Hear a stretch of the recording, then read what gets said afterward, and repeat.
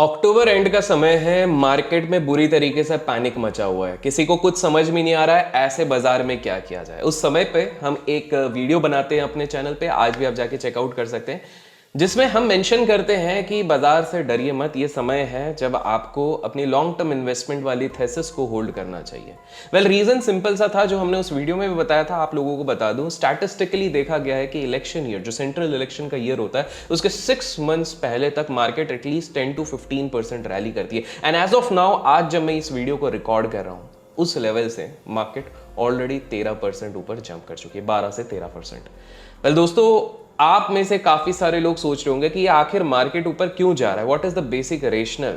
क्या ये केवल इसलिए जा रहा है बिकॉज इलेक्शन, जो स्टेट इलेक्शंस के रिजल्ट्स आए उसके बाद कहीं ना कहीं ये लग रहा है कि जो रूलिंग गवर्नमेंट है वही वापस आने वाली, या कोई और भी रीजन हो सकता है? वेल, आज का ये वीडियो में मैं संक्षेप में आपको समझाने का प्रयत्न करूंगा कि एग्जैक्टली क्या हो रहा है, कैसे हो रहा है, किस चीज का आपको ध्यान देना चाहिए।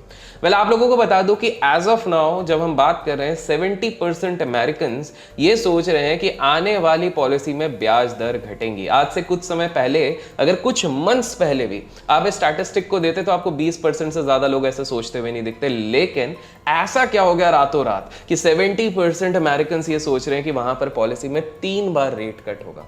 वेल, इससे पहले आपको कल का दिन याद करना पड़ेगा, जहां पर करेंसी ट्रेडर्स को एक हिंट कहीं ना कहीं लग गई थी। आप लोगों को बता दूं कि फेड मीट के पहले ₹83.4 प्रति डॉलर पे क्लोज हुआ, जो कि रिकॉर्ड लो था due to continuous demand from the importers. Currency market को हमेशा याद रखिए, ये एक इंपॉर्टेंट पॉइंटर है कि करेंसी मार्केट आपको हमेशा पहला सिग्नल देती है इक्विटी मार्केट से पहले। और करेंसी मार्केट कहीं ना कहीं समझ गई थी कि भैया फेड कुछ ऐसा चमत्कार जरूर करेगी रातों रात, जिसके चक्कर में एक अच्छा इंपैक्ट होगा। तो अगले बार से हमेशा इक्विटीज के जब आपको इंडिकेशन लेना है, आप हमेशा करेंसी मार्केट के लिए देखिए। जब रुपी स्ट्रांग हो रहा है, डॉलर वीक हो रहा है, तो कहीं ना कहीं आप लोगों के लिए बेनिफिशियल होता है। आप लोगों को बता दूं कि कहीं ना कहीं इसके पहले फेड के चेयरमैन को डर था कि भैया इन्फ्लेशन जो कि 2% के आसपास हमको लेके आना है, इन्फ्लेशन कूल डाउन नहीं हो रहा, उसकी परेशानी थी। लेकिन कल जो कमेंट्री हुई वहां से कहीं ना कहीं ये चीज दिख रही थी कि इन्फ्लेशन कूल डाउन होगा।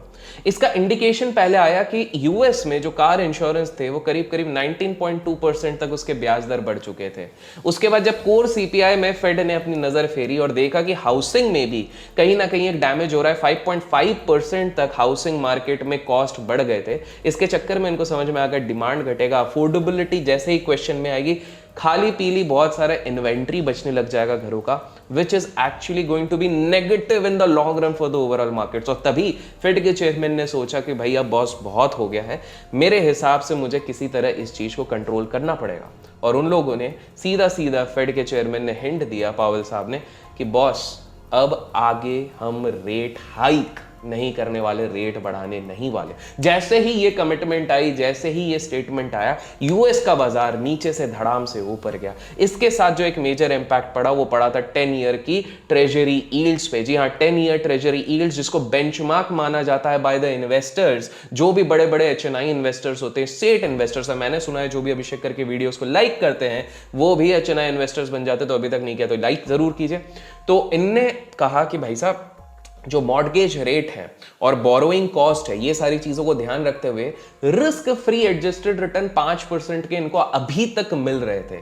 लेकिन जब से फेड चेयरमैन ने अनाउंस किया तो स्वाभाविक सी बात थी, ये ट्रेजरी यील्ड बेंचमार्क जो था वो 5% जो बार बार टच कर रहा था, जिसके कारण फियर बढ़ रहा था, जिसके कारण अक्टूबर में मार्केट गिरे थे, वो धड़ाम से 4% पे आ गया। इसको सरलता से अगर आप समझो, जब भी इस तरह से होता है, देखिए आपको एक मैं ऑप्शन देता हूं कि आप रिस्क फ्री आराम से कम रिस्क में 5% साल साल कमाएंगे, वर्सेस आपको 50% रिस्क लेके इक्विटीज में पैसा कमाना। अगर आपके पास ढेर सारा पैसा, आप कौन सा प्रेफर करोगे? स्वाभाविक सी बात है, आप रिस्क फ्री बोलोगे कि भैया ज्यादा रिस्क है तो पता नहीं जितना आएगा उससे ज्यादा जा भी सकता है, तो मैं तो रिस्क फ्री रिटर्न के लिए जाऊंगा। तो काफी सारे बड़े बड़े इन्वेस्टर रिस्क फ्री रिटर्न पे जा रहे थे। लेकिन जब से ये बॉन्ड यील्ड गिरा है तो काफी सारे लिक्विड फंड जो साइड लाइन पर बैठे थे, उम्मीद की जा रही है वो बॉन्ड्स में तो आएंगे ही, साथ में वो इक्विटीज में जाएंगे। और इसी चक्कर में एक सेंटिमेंटल राइज हुआ। एक और चीज अगर आप नोटिस करोगे कि ऑप्शन बायर्स, जिन लोगों ने कल के टाइम पे बीटीएसटी में ऑप्शन कॉल्स बाय किए थे, या इनफैक्ट कल का छोड़ो या लास्ट 2-3 महीने में जो भी overnight maximum time calls buy कर रहे हो, वो पैसा कमा रहे हैं। उसका एक रीजन ये भी है कि भैया ऑप्शन सस्ते में मिल रहे हैं। क्यों? क्योंकि विक्स अपने ऑल टाइम लोज के ही इर्द गिर्द काफी समय से घूम रहा है। अगर ऑल टाइम लो के एवरेज निकाला जाए, उसके इर्द गिर्द घूम रहा है, और इसके कारण ऑप्शन बायर्स भी पैसा कमा रहे हैं और ऑप्शन सेलर्स को अपनी स्ट्रैटेजीज में थोड़ा चेंज करना है। लेकिन आप में से काफी सारे लोग अब ये सोच रहे होंगे, आगे जाने से पहले मैं आपको बता दूं कि यार बॉस, ये विक्स को हम कैसे स्टडी कर सकते हैं, कम विक्स ज्यादा विक्स, कैसे हम समझ में आए कि कब हमको निवेश करना चाहिए, कब नहीं करना चाहिए। तो मेरे पास आप लोगों के लिए एक सोल्यूशन है। अगर आपको trading as well as investing की दुनिया को इन डेप्थ में समझना है, तो मैं आपको स्ट्रांगली रिकमेंड करूंगा upsurge.club। जी हाँ, यहां पर 50 से ज्यादा कोर्सेज है बाय एक्सपीरियंस ट्रेडर्स लाइक ज्योति मैम हो गई, शिव कुमार हो गया, गोमती शंकर जी हो गया, एटसेट्रा। अपसर्ज की अगर मैं बात करूं तो इंडिया का ये एक top stock market learning platform है। यहां पर आपको काफी सारे बेस्ट कोर्सेज अफोर्डेबल प्राइसेस में मिलते हैं। जैसे मान लीजिए मेरा खुद का एक ऑप्शन ट्रेडिंग का basics of option trading course यहां पर केवल 399 रुपीज में अवेलेबल है। मैं आपको जरूर रेकमेंड करूंगा कि आप जाके ये प्लेटफॉर्म याद से चेक कीजिए अगर आपको आपकी स्टॉक मार्केट की लर्निंग बढ़ानी है। मैंने डिस्क्रिप्शन में लिंक दे दिया है, जाके चेकआउट कीजिए और अपनी स्टॉक मार्केट की जर्नी आज ही स्टार्ट कीजिए। वेल, आगे बढ़ते हैं और समझने की कोशिश करते हैं कि ये मार्केट में एग्जैक्टली क्या हो रहा है। तो मार्केट ऑलरेडी एक्सपेक्ट करके चल रहा था कि रेट हाइक तो नहीं होगी, लेकिन जैसे ही फेड के चेयरमैन ने यह इंडिकेशन दिया कि 3 बार हम रेट कट कर सकते हैं, तो मार्केट में काम के बाद वहां पर एक बौछार आई। आप लोगों को और एक रीजन बता दूं कि एक डॉट प्लॉट नाम की चीज होती है। अगर आप लोग रेगुलरली हमारे वीडियोस चेकआउट करते तो आपको पता है। तो बेसिकली एक चार्ट फेड प्लॉट करती है जिसके बेसिस में डिसाइड होता है कि आने वाले समय में रेट कट कैसे हो सकता है। तो डॉट प्लॉट सितंबर से लेकर दिसंबर में दिखा रहा था कि 0.25% हाइक होगा। वो तो हुआ ही नहीं, क्योंकि सीधे सीधे फेड के चेयरमैन ने बोल दिया हम तो हाइक नहीं करने वाले। रैदर अगर आप देखेंगे नेक्स्ट ईयर का डॉट प्लॉट, तो वहां पर रेट ऑफ इंटरेस्ट दिख रहा है 4.6%, विच इज क्लियरली शोइंग कि 3 बार रेट कट यहां पर होगी।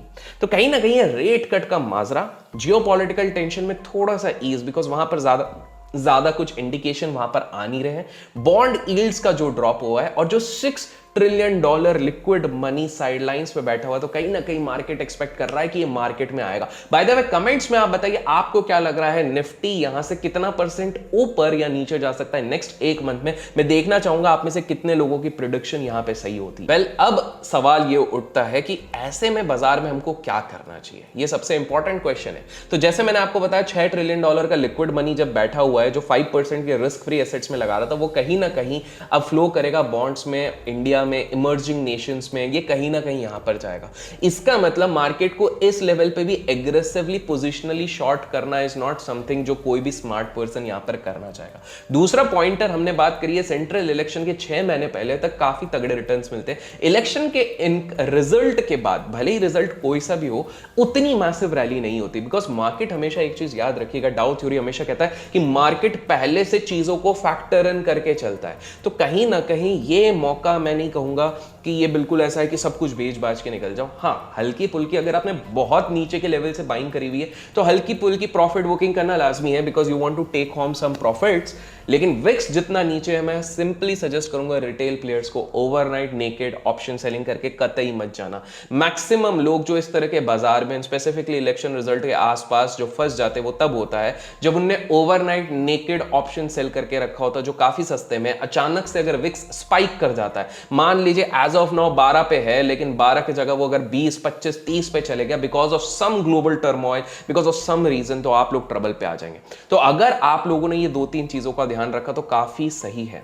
और मैं लास्ट 6 महीने से कह रहा हूं आप सभी को, सिप मत रोको, सिप मत रोको। SIP आपके जो म्यूचुअल फंड्स पे चल रहे हैं वो मत रोको। लेकिन अब मैं आपको कहूंगा कि क्वांटिटी जो आप करते हो सिप की, लेट्स टेक एन एग्जांपल, आप 1000 रुपए करते थे, उसको थोड़ा सा रिड्यूस करके आप 500 जरूर कर सकते हो। क्यों? उसका सिंपल सा रीजन है, बिकॉज मार्केट जिस लेवल पे है, यहां पर आपको रुपी कॉस्ट एवरेजिंग के हिसाब से बहुत तगड़ा एवरेज वैसे भी नहीं मिलने वाला है। नीचे के लेवल से अगर आप SIP कर रहे हो तो ऑलरेडी आपको अच्छा लेवल मिला हुआ है। तो इस लेवल पे थोड़ा सा हल्के रहना आप लोगों के लिए समझदारी होगी, लेकिन मैसिव शॉर्ट कृपया करके मत बनाएं।